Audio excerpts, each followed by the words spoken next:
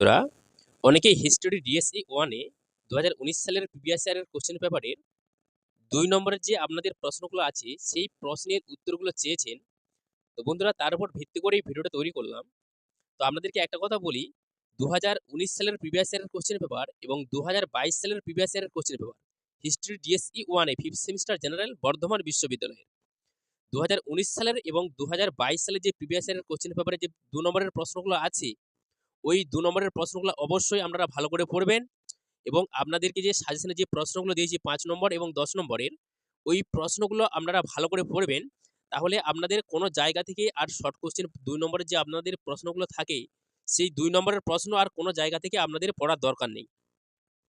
2019 সালের প্রিভিয়াস ইয়ারের কোশ্চেন পেপারে যে 2 নম্বরের প্রশ্নগুলো আছে ওগুলো যে 10টা করতে হয় প্রায়, আর এদিকে 2022 সালের প্রিভিয়াস ইয়ারের কোশ্চেন পেপারে যে 2 নম্বরের প্রশ্নগুলো আছে ওগুলো অবশ্যই ভালো করে পড়বেন বন্ধুরা। ওইখান থেকে আপনারা কিন্তু অনেক কমন পেয়ে যাবেন। আপনাদের যে এক্সটার্নাল এক্সামিনেশনটা হবে, যে ফাইনাল পরীক্ষাটা হবে, সেখানে কিন্তু অনেক কমন আসবে, আপনারা রিপিট পাবেন।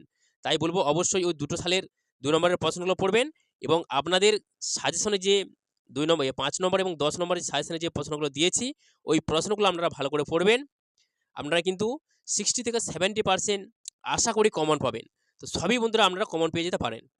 বন্ধুরা ভালো করে বুঝে পড়বেন। ভালো করে বুঝে পড়লে কি হবে, আপনাদের যা যে কোনো শর্ট কোশ্চেনই আসুক না কেন আপনারা কিন্তু লিখতে পারবেন।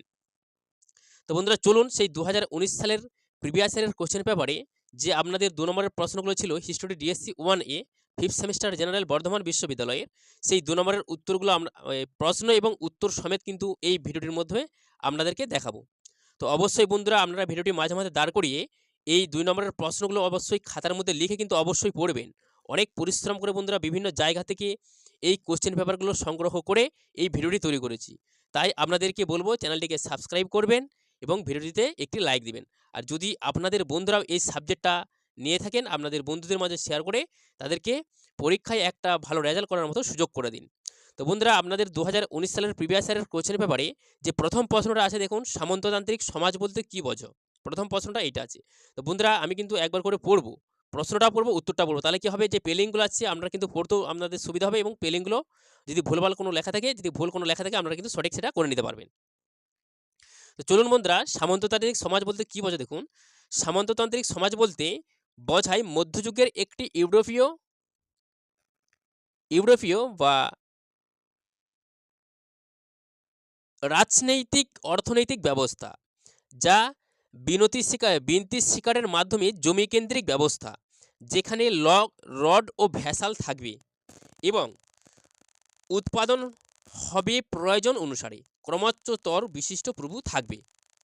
ক্রমোচ্চ স্তরে বিশিষ্ট প্রভু থাকবে। আরেকবার পড়ছি দেখুন, সামন্ততন্ত্র বলতে বোঝায় মধ্যযুগের একটি ইউরোপীয় বা রাজনৈতিক অর্থনৈতিক ব্যবস্থা যা বিনতির শিকারের মাধ্যমে জমিকেন্দ্রিক ব্যবস্থা, যেখানে লর্ড ও ভ্যাসাল থাকবে এবং উৎপাদন হবে প্রয়োজন অনুসারে ক্রমোচ্চ স্তরে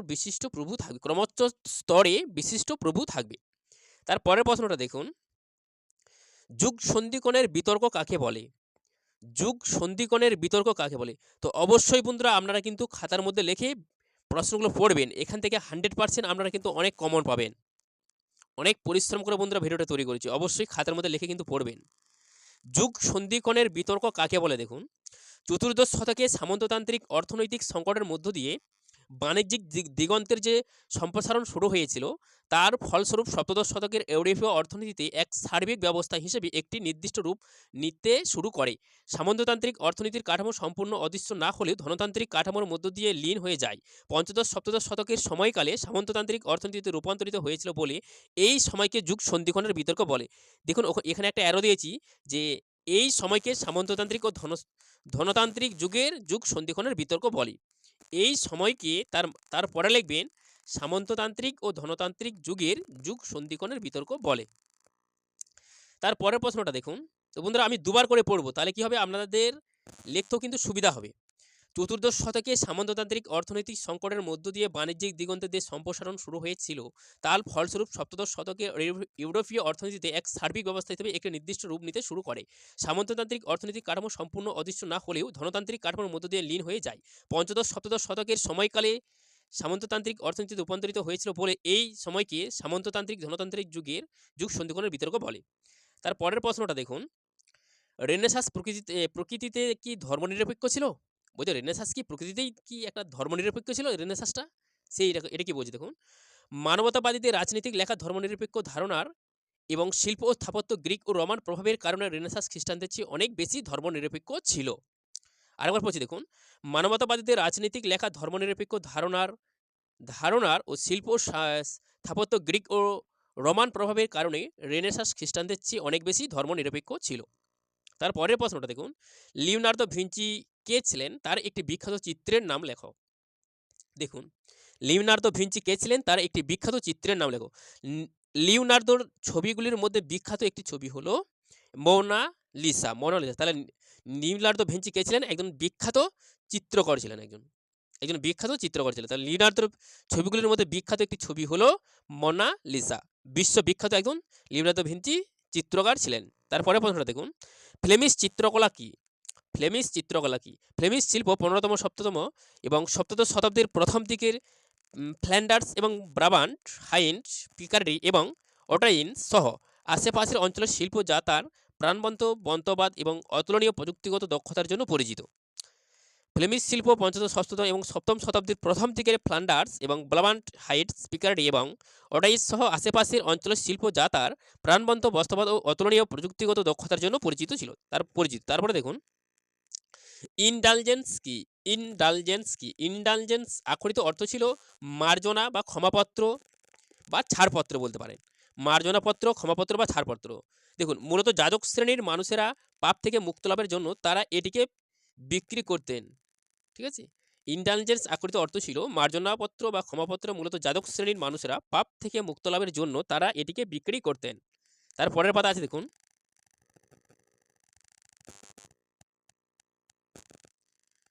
মানুষের কাছে মধ্যযুগে পোপের আয়ের উৎস ছিল এই মার্জনাপত্র।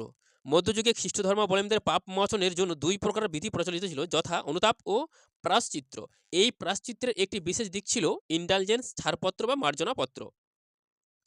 তার পরের প্রশ্নটা দেখুন, 95 থিসিস কি? তো বন্ধুরা, এটা খুবই কিন্তু একটা ইম্পর্টেন্ট কোশ্চেন। 95 থিসিস হচ্ছে মার্টিন লুথার যে 95 থিসিস তৈরি করেছিলেন পোপের বিরুদ্ধে। এটা হচ্ছে গুটেনবার্গ বিশ্ববিদ্যালয়ের দরজাতে তিনি এই 95 যে থিসিস মতামতটা তিনি দিয়েছিলেন, সেটা কিন্তু এই 95 থিসিসটা তিনি কিন্তু চিঠিয়েছিলেন।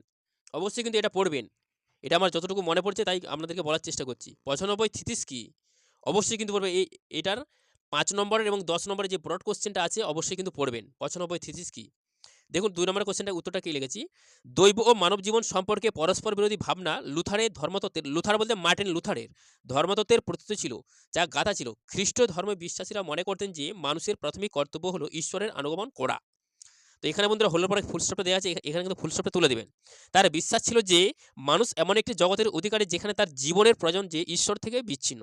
এই জাতীয় তত্ত্বের প্রেক্ষিতে লুথার যখন তৎকালীন জীবনের মূল্যায়ন করেছিলেন, তখন সঙ্গত কারণে তার মনে হয়েছিল যে খ্রিস্টান ধর্মাবলম্বীরা বাইবেলে যে ধর্মীয় জীবনের উল্লেখ রয়েছে তা থেকে বিচ্যুত হয়েছে। এই দৃষ্টিভঙ্গি থেকেই লুথার লিখেছেন তার 95 থিসিস। তো এই 95 থিসিসের মূল যে জিনিসটাই আছে বন্ধুরা, বিশ্বাস থেকে এই 95 থিসিস তিনি কিন্তু তৈরি করেছেন। দৈব ও মানব জীবন সম্পর্কে পরস্পর বিরোধী ভাবনা লুথারের ধর্মতত্ত্বের প্রতীত ছিল, যা গাথা ছিল। খ্রিস্ট ধর্মের বিশ্বাসীরা মনে করতেন যে মানুষের প্রাথমিক কর্তব্য হলো ঈশ্বরের আনুগমন করা। তার বিশ্বাস ছিল যে মানুষ এমন একটি জগতের অধিকারী যেখানে তার জীবনের প্রয়োজন সে ঈশ্বর থেকে বিচ্ছিন্ন। এই জাতীয় তত্ত্বের প্রেক্ষিতে লুথার যখন তৎকালীন জীবনের মূল্যায়ন করেছিলেন, তখন সঙ্গত কারণে তার মনে হয়েছিল যে খ্রিস্টান ধর্মাবলম্বীরা বাইবেলে যে ধর্মীয় জীবনের উল্লেখ রয়েছে তা থেকে বিচ্যুত হয়েছে। এই দৃষ্টিভঙ্গি থেকেই লুথার লিখেছেন তার 95 থিসিস। তো বন্ধুরা, এই প্রশ্নগুলো কিন্তু আপনাদের 5 নম্বরের 10 নম্বরের কোশ্চেনে যে আপনাদের উত্তরগুলো আছে, সেই উত্তরগুলো পড়তেও কিন্তু আপনাদের ভালো লাগবে। এগুলো মানে একটা কী বলবো, খুব সহজ সরল ভাষাতে খুব ভালোভাবে কিন্তু নোটগুলো তৈরি করে আছে। অবশ্যই আপনারা কিন্তু এই প্রশ্নগুলো পড়তেও আপনাদেরকে ভালো লাগবে। তারপরের প্রশ্নটা দেখুন, ধর্মবিশ্বাসের স্বীকারোক্তি বলতে কী বোঝো? ধর্মবিশ্বাসের স্বীকারোক্তি বলতে কী বোঝো? না, স্বীকারোক্তি হলো ঈশ্বরের বিরুদ্ধে এবং আপনার বোন ও ভাইদের বিরুদ্ধে অপরাধের জন্য পাপীদের ক্ষমা করার জন্য যীশু খ্রিস্টের দ্বারে তার ভালোবাসা এবং করুণার মাধ্যমে প্রতিষ্ঠিত একটি ধর্মানুষ্ঠান। স্বীকারোক্তি ঈশ্বর এবং অনুতাপের মধ্যে অনুতাপকারী এবং অন্যদের মধ্যে এই পৃথক অনুতাপের মধ্যে পুনর্মিলন নিয়ে আসে। স্বীকারোক্তি হলো ঈশ্বরের বিরুদ্ধে এবং আপনার বোন ও ভাইদের বিরুদ্ধে অপরাধের জন্য পাপীদের ক্ষমা করার জন্য যীশু খ্রিস্টের দ্বারা তার ভালোবাসা এবং করুণার মাধ্যমে প্রতিষ্ঠিত একটি ধর্মানুষ্ঠান। স্বীকারোক্তি ঈশ্বর এবং অনুতপ্তের মধ্যে অনুতাপকারী এবং অন্যদের মধ্যে এবং পৃথক অনুতাপের মধ্যে পুনর্মিলন নিয়ে আসে। তার পরের প্রশ্নটা দেখুন, ষোড়শ শতাব্দীর কৃষি বিপ্লব কি? ষোড়শ শতাব্দীর কৃষি বিপ্লব কি?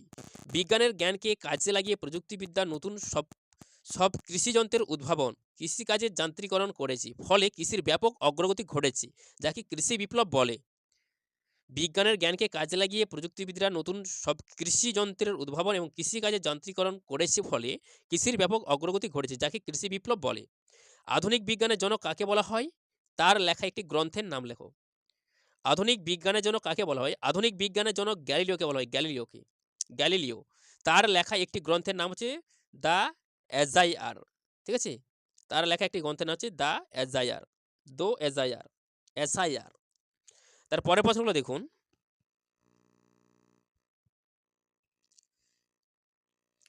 কোন জ্যোতির্বিদকে অগ্নিদগ্ধ করে হত্যা করা হয়? কোন জ্যোতির্বিদকে আগুনে পুড়িয়ে হত্যা করা হয়? দেখুন, জর্দানো ব্রুনো তার স্মৃতিবর্ধন পদ্ধতির জন্য বিখ্যাত, যা সংগঠিত জ্ঞানের উপর ভিত্তি করে তিনি প্রতিষ্ঠা করেছিলেন। তিনি মতবাদ প্রচার করেছিলেন যে মহাবিশ্বে অসীম এবং এর কোনো কেন্দ্র নেই, আর এই জন্য প্রচলিত ধর্মের বিরোধিতার অপরাধে তাকে পুড়িয়ে মারা হয়। তার পরের প্রশ্নটা দেখুন, প্রিন্সিপিয়া গ্রন্থটি কোন বিষয়ের উপর লেখা? কে লিখেছিলেন? প্রিন্সিপিয়া গ্রন্থটি কোন বিষয়ের উপর লেখা এবং কে লিখেছিলেন? দেখুন, প্রিন্সিপিয়া গ্রন্থটি ম্যাথামেটিকা গণিতের ভিত্তির উপর রচিত 3টি খণ্ডের একটি কাজ। আলফ্রেড নট হোয়াইট হেড, তারপরে বার্ট্রান্ড রাসেল এটি রচনা করেন। 1910 থেকে 1913 সালের মধ্যে এটি প্রকাশ করেন। এই কাজে সমস্ত গাণিতিক সূত্র একটি সুসংজ্ঞায়িত শত প্রতীকী মুক্ত বিজ্ঞানের যুক্তিবিধি ব্যবহার করেন বের করার চেষ্টা করা হয়। তাহলে প্রিন্সিপিয়া গ্রন্থটি কোন বিষয়ের উপর লেখা, কে লিখেছিলেন? না, প্রিন্সিপিয়া গ্রন্থটি ম্যাথামেটিকা গণিতের ভিত্তির উপর রচিত 3টি খণ্ডের একটি কাজ। Alfred not white head, Bertrand Rasel এটি রচনা করেন। 1910 থেকে 1913 সালের মধ্যে এটি প্রকাশ করেন। এই কাজে সমস্ত গাণিতিক একটি সুসংজ্ঞায়িত শতপ্রতীকী মুক্ত বিজ্ঞানের যুক্তিবিধি ব্যবহার করেন বের করার চেষ্টা করা হয়। তারপরের প্রশ্নটা দেখুন, জ্ঞানদীপ্তি কি? জ্ঞানদীপ্তি স্বৈরাচার 18 শতকে বেশ পরিচিত একটি শব্দ। এই শতকে ইউরোপের বিভিন্ন দেশে যুগ যুগ লালিত ধ্যান ধারণা ও রীতিনীতির ক্ষেত্রে এক ব্যাপক আলোড়ন সৃষ্টি হয়। এর মূলে ছিল বিভিন্ন মনীষী ও দার্শনিকদের যুক্তিনির্ভর মতবাদ।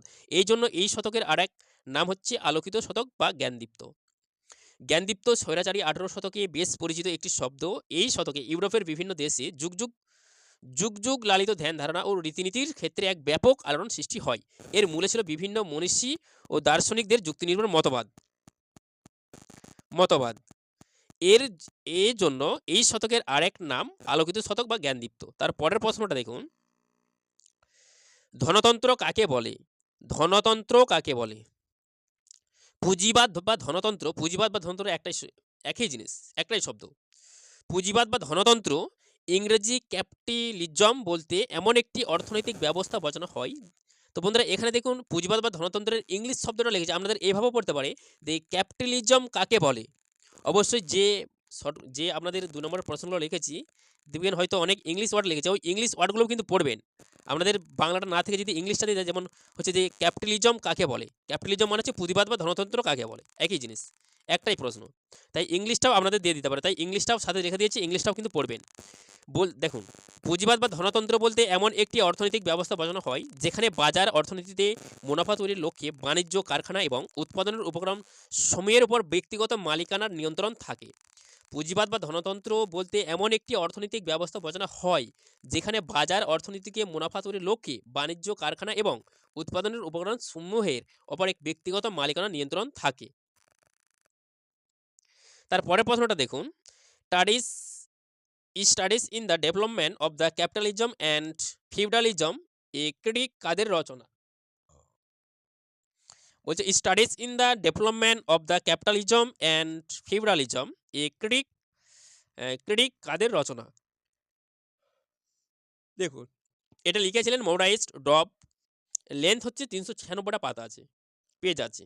তাহলে এটা লিখেছিলেন মৌরাইস ডব, লেন্থ হচ্ছে 396টা কিন্তু পাতা আছে। দেখুন, তো বন্ধুরা আপনাদের কাছে একটা রিকোয়েস্ট করব, অনেক পরিশ্রম করে এই প্রশ্নের উত্তরগুলি সংগ্রহ করেছি বিভিন্ন জায়গা থেকে।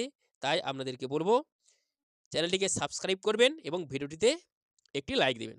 যদি বন্ধুরা আপনাদের কোনো সাবজেক্টের প্রিভিয়াস ইয়ারের কোশ্চেন পেপারের প্রয়োজন হয় বা সাজেশন প্রয়োজন হয়, আপনারা এই ইউটিউব চ্যানেলের মধ্যে অনেক জেনারেল বিভাগের বিভিন্ন সাবজেক্টের সাজেশন পাবেন এবং জেনারেল বিভাগের বিভিন্ন সাবজেক্টের প্রিভিয়াস ইয়ারের কোশ্চেন পেপার পাবেন। এবং যদি আপনাদের প্রিভিয়াস ইয়ারের কোশ্চেন পেপারের কোনো সাবজেক্টের যদি ২ নম্বরের কোশ্চেন, ৫ নম্বরের কোশ্চেন, ১০ নম্বরের কোশ্চেনের উত্তর আপনাদের প্রয়োজন মনে হয়, আপনারা সংগ্রহ কোনো জায়গা থেকে কালেকশন করতে পারছেন না, তাহলে আপনারা কমেন্টে লিখবেন। তাহলে আমি সেই প্রশ্নগুলোর উপর ভিত্তি করে ভিডিও তৈরি করার চেষ্টা করব। তো বন্ধুরা অবশ্যই আপনাদের 5th সেমিস্টার জেনারেল বিভাগে কী সাবজেক্ট আছে আপনারা কিন্তু সেটা লিখবেন। তাহলে কী হবে, আপনাদের সাবজেক্টগুলোকে পড়ে কিন্তু আমি বুঝতে পারবো আপনাদের কোন সাবজেক্টগুলো কলেজের স্টুডেন্টরা বেশি নিচ্ছে।